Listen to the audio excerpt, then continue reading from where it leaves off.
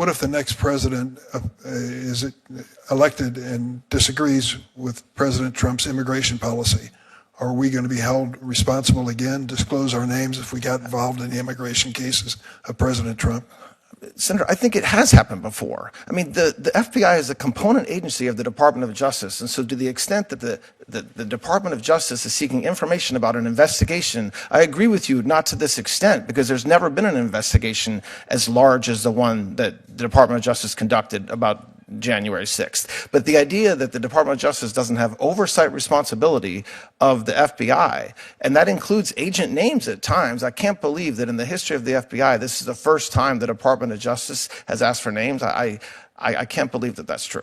Today, we're diving deep into the explosive Senate Judiciary Committee hearing where Trump's Attorney General nominee went head-to-head with Senator Dick Durbin over the controversial blanket pardon issued by former President Trump for those involved in the January 6th Capitol attack. This fiery exchange is one for the books, so stick around as we break down the key moments and what this means for the future. And don't forget to smash that subscribe button for more in-depth political coverage.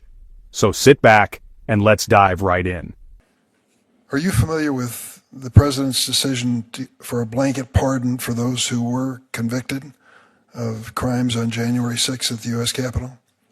I am aware that President Trump pardoned everybody, yes, or commuted some sentences, yes. Commuted all of them. Guy Reffitt, the first defendant to stand trial on charges related to January 6th Capitol insurrection, sentenced to 87 months in prison for bringing a firearm into the Capitol that day. Reffitt's 19-year-old son Jackson turned him into law enforcement after the attack. Jackson also indicated that Reffitt had threatened to shoot him and his sister Peyton if they reported him to authorities. After receiving the blanket pardon from President Trump, Reffitt attended Kash Patel's Senate Judiciary Committee nomination hearing. Here's what he posted on his social media afterwards, quote, "Present and in support of Kash Patel as the leftist commies continue to spew their lies, misinformation and disinformation.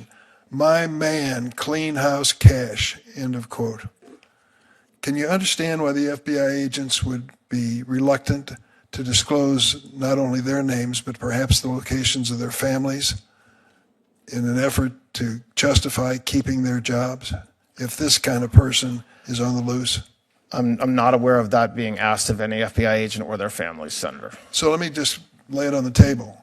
Are you prepared to say that if your nomination is approved by the United States Senate, you would stop any effort to disclose this information that might jeopardize the safety of FBI agents? The safety of FBI agents is, of course, extraordinarily important.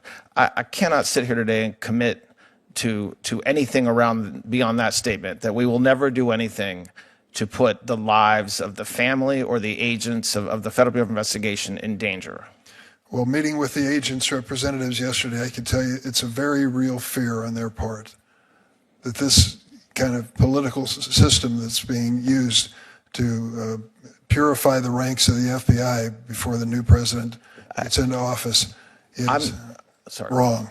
I'm not there, Senator, but that is not my reading of what's happening at all. So I wasn't part of the memo drafting or the discussions as to why it was sent, but from what I've read about it, it's not a purge, it's not firing agents, it's collecting information so that what happened doesn't happen again. And it's never happened before.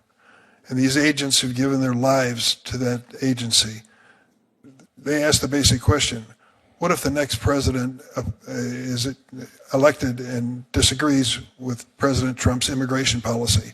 Are we going to be held responsible again, disclose our names if we got involved in the immigration cases of President Trump?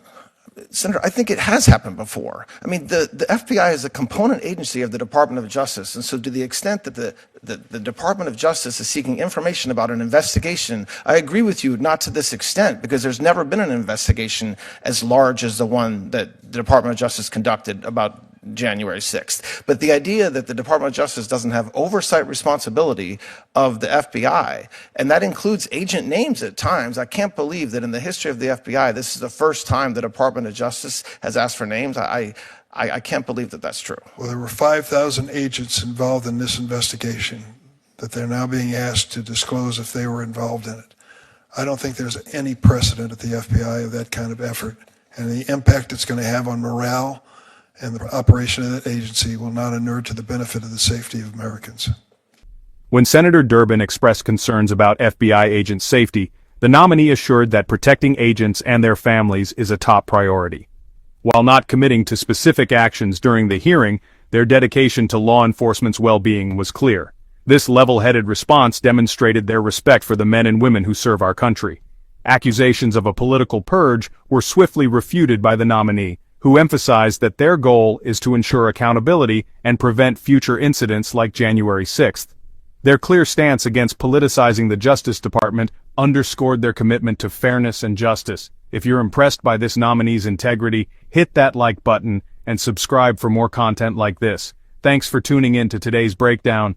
Don't forget to like, comment, and subscribe for more updates on the biggest political stories.